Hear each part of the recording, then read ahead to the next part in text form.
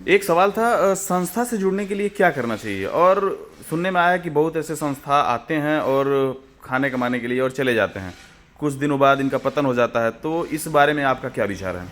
चलिए, बहुत अच्छा क्वेश्चन है। और आप जैसा कहे कि संस्था में जुड़ने की प्रक्रिया क्या है, एक चीज आप ये नहीं कहे कि जुड़ने की जरूरत क्यों है। देखिए, सबसे पहले कि हम जरूरत जान लेते हैं तब प्रक्रिया समझेंगे। आज के डेट में लगभग 60,000 संस्थाएं भारत में कार्य कर रही हैं। 60,000 एनजीओ जो है लगातार लोगों की सेवा कर रही हैं। लेकिन जरूरत क्यों है और सारी संस्थाओं का उद्देश्य क्या है, ये दो चीज बताते हैं, उसके बाद प्रक्रिया बताएंगे।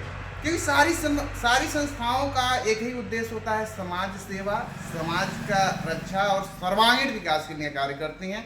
कोई भी संस्था खराब नहीं होती है, जहां तक कि मेरी जानकारी है। मैं किसी भी संस्था को गलत नहीं कर रहा हूं, नहीं गलत आरोप लगा रहा हूं। दूसरी चीज है, जुड़ने की जरूरत क्यों है।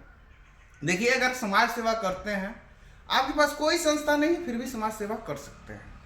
लेकिन अगर एक रजिस्टर्ड संस्था होती है तो एक चीज ये होती है कि आपका एक रजिस्टर्ड संस्था का लोगो होता है, नाम होता है, और उसके कुछ बाइलाज होते हैं, उसमें कुछ सदस्य होते हैं, और उसके pan account, NITI Aayog, ISO, TG, अनुदान, ये सारे सर्टिफिकेट जब रहते हैं और उसका खाता रहता है, तो खाते में कुछ सहयोग राशि आती है और पैसे एक जगह एकत्रित होते हैं, उससे हम लोगों को सहयोग कर सकते हैं। ये तो हो गई संस्था का क्या कायदा होता है, क्या उसका फॉर्मेलिटी होता है। दूसरी चीज, जरूरत क्यों है। देखिए, सीधी सी एक छोटी सी बात मैं बता रहा हूँ। मुर्गा आप लोग जानते हैं, मुर्गा लगभग बहुत लोग खाते भी हैं, हर चौराहे पे मुर्गा दिख जाएगा। देखे होंगे कि एक पिंजड़ा होता है जिसे दरबा लोग कहते हैं, उसमें दाना रहता है और मुर्गे रहते हैं, दाना खाते रहते हैं। एक मुर्गा हलाल होता है। वो मुर्गे क्या होता है कि उस दरबे के अंदर होते हैं, पिंजड़े के अंदर, वो दाना खाने में व्यस्त रहते हैं। एक मुर्गा हलाल हो जाता है। अब यहाँ मजबूरी ये होती है कि उस मुर्गा, सारे मुर्गे करके भी क्या करें, वो तो पिंजड़े में बंद है, एक बेचारा बाहर काटा जा रहा है।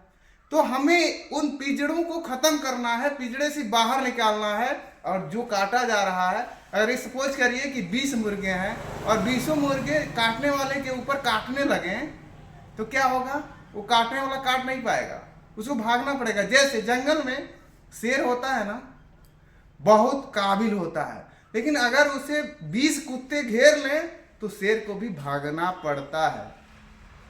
आपने बहुत बड़ी बात कह दी। दूसरी चीज कि आपको ये भी पता होगा कि एक ईंटा लेते हैं और एक कुत्ते को मारते हैं, कुत्ता भाग जाता है। लेकिन वही मधुमक्खी को अगर हम मारते हैं तो मधुमक्खियां क्या करती हैं, हमला कर देती हैं, हमला कर देती हैं, क्योंकि उनके में संगठन है, कुत्तों में संगठन नहीं है। अब इंसान तय करेगा कि हमें मधुमक्खी बनना है कि कुत्ता बनना है। अगर नहीं जुड़ना है, नहीं संगठित रहना है, नहीं किसी संस्था में जाना, मेरे संस्था में नहीं, किसी भी संस्था में जाइए, कहीं भी रहिए, लेकिन संगठित रह के रहिए। और देखिए कौन हमारे भला की बात कर रहा है, कौन मेरा शोषण नहीं कर रहा है, कौन मेरे सर्वांगीण विकास की बात कर रहा है।